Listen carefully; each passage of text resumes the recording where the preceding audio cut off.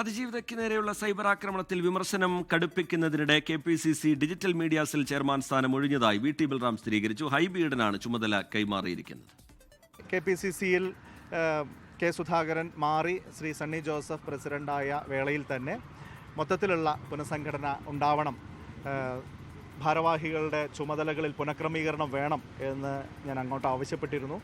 Digital media സെല്ലും സമഗ്രമായിട്ട് പുനഃസംഘടിപ്പിക്കാൻ വേണ്ടിയിട്ടുള്ളൊരു തീരുമാനം അന്ന് മുതൽ എടുത്തിരുന്നു.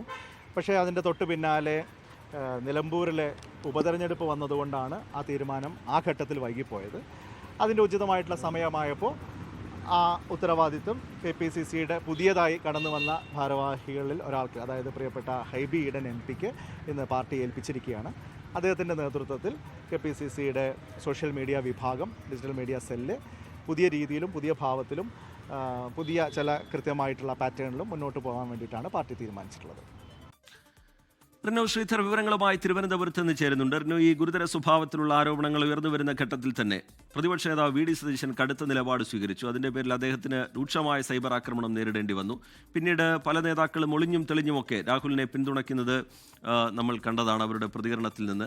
രാഹുൽ മാങ്കൂട്ടത്തിലാവട്ടെ ഈ തദ്ദേശ തെരഞ്ഞെടുപ്പ് പ്രചാരണ പരിപാടികളിൽ സജീവമാകുന്നതും പോസ്റ്റർ ഒട്ടിക്കുന്നതും ഈ സ്ഥാനാർത്ഥി നിർണയ ചർച്ചകളിൽ പോലും പങ്കെടുക്കുന്നതും ഒക്കെ നമ്മൾ കണ്ടു. അപ്പോഴുമൊക്കെ ഒരു അഴകുഴമ്പൻ നിലപാടാണ് നേതൃത്വം ഈ വിഷയത്തിൽ സ്വീകരിച്ചിട്ടുള്ളത് എന്ന് നമ്മൾ കണ്ടതാണ്. ഇപ്പോൾ ഈ കേസെടുത്ത് അന്വേഷണം കൂടി നടക്കുന്ന ഘട്ടത്തിൽ തദ്ദേശ തെരഞ്ഞെടുപ്പിന്റെ പശ്ചാത്തലത്തിൽ എത്രത്തോളം തലവേദനയായി നേതൃത്വത്തിന് രാഹുൽ വിഷയം മാറുന്നുണ്ട്? റിനു ശ്രീധർ. റിജിത്ത് സൂചിപ്പിച്ചതുപോലെ തന്നെ ഒരു അഴകുഴമ്പൻ മട്ടാണ് ഇപ്പോൾ കോൺഗ്രസ് നേതാക്കളുടെ ഇടയിൽ നിന്ന് ഉയരുന്നത് എന്നുള്ളതിൽ യാതൊരു സംശയവുമില്ല. രാഹുൽ മാങ്കൂട്ടത്തിൽ MLA-ക്കെതിരായിട്ടുള്ള ആരോപണം ഉയർന്നു വന്ന സാഹചര്യത്തിൽ തന്നെ കോൺഗ്രസ് നേതാക്കൾക്ക് കൃത്യമായിട്ടുള്ളൊരു തീരുമാനമെടുക്കാൻ കഴിഞ്ഞിട്ടില്ല എന്നുള്ളതാണ് വാസ്തവം. ഈ കോൺഗ്രസ് നേതാക്കളുടെ ഇടയിൽ തന്നെ അനുകൂലിച്ചും പ്രതികൂലിച്ചും രംഗത്തെത്തുന്ന സാഹചര്യമാണ് ഉണ്ടായത്. നിലവിൽ VD സതീശനും അതുപോലെ തന്നെ രമേശ് ചെന്നിത്തലയും K മുരളീധരൻ ഉൾപ്പെടെയുള്ള നേതാക്കൾ അതിശക്തമായിട്ടുള്ളൊരു എതിർപ്പ് രാഹുൽ മാങ്കൂട്ടത്തിനെതിരെ മുന്നോട്ട് വയ്ക്കുന്നുണ്ട്. അതേസമയം മറ്റു ചില സണ്ണി ജോസഫ് ഉൾപ്പെടെയുള്ള മറ്റു ചില നേതാക്കൾ തള്ളാതെ, രാഹുൽ മാങ്കൂട്ടത്തിനെ തള്ളാതെ പ്രതിരോധം തീർക്കുന്ന ഒരു സാഹചര്യമാണ് നമ്മൾ കാണുന്നത്. വലിയ രീതിയിലുള്ള ഒരു ആശയക്കുഴപ്പം ഇതുമായി ബന്ധപ്പെട്ടുകൊണ്ട് നിലനിൽക്കുന്നുണ്ട്. നമുക്കറിയാം, വീക്ഷണം കോൺഗ്രസിന്റെ മുഖപത്രമായ വീക്ഷണത്തിൽ ഉയർന്നു വന്ന ലേഖനം ഉൾപ്പെടെ നമുക്ക് അറിയാവുന്ന ഒരു കാര്യമാണ്. അതിലിപ്പോൾ വിശദീകരണമൊക്കെ തന്നെ ചോദിച്ചിരിക്കുന്ന ഒരു സാഹചര്യവും ഉണ്ട്.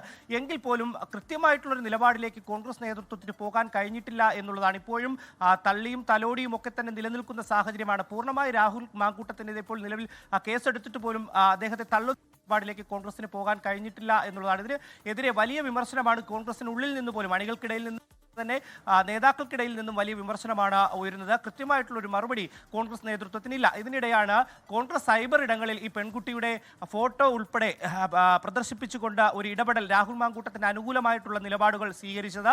ഇത് വലിയ രീതിയിൽ കോൺഗ്രസിനകത്ത് ചർച്ചയായി വീണ്ടും കോൺഗ്രസ് നേതാക്കൾക്ക് തലവേദനയായി മാറുന്ന ഒരു സാഹചര്യവും ഉണ്ടായിട്ടുണ്ട്. എന്തായാലും രാഹുൽ മാങ്കൂട്ടത്തിനെതിരെ കേസെടുത്തു. അയാൾ ഒളിവിൽ. രാഹുൽ മാങ്കൂട്ടത്തിനെതിരെ പോലീസ് സംസ്ഥാനത്തിന് പുറത്തും അകത്തും വലവിരിച്ചിരിക്കുന്ന ഒരു സാഹചര്യം കൂടി നിലനിൽക്കുന്നുണ്ട്. ആ സമയത്ത് പോലും രാഹുൽ മാങ്കൂട്ടത്തെ പൂർണ്ണമായി തള്ളാതെ ഒരു കൃത്യമായിട്ടുള്ളൊരു ഒരു മറുപടിയിലെത്താൻ കഴിയാത്ത തരത്തിലുള്ളൊരു ആശയ സംഘർഷത്തിലാണ് കോൺഗ്രസ് നേതാക്കൾ ഇപ്പോൾ. റിജിത്ത, ലോകത്തെവിടെയായാലും ഏത് സമയത്തും 24 വാർത്തകളും ഓഗ്മെന്റഡ് റിയാലിറ്റി പാക്കേജുകളും എക്സ്പ്ലെയിനറുകളും വിശദമായി കാണാൻ ഞങ്ങളുടെ YouTube ചാനൽ നിങ്ങൾക്ക് സബ്സ്ക്രൈബ് ചെയ്യാം.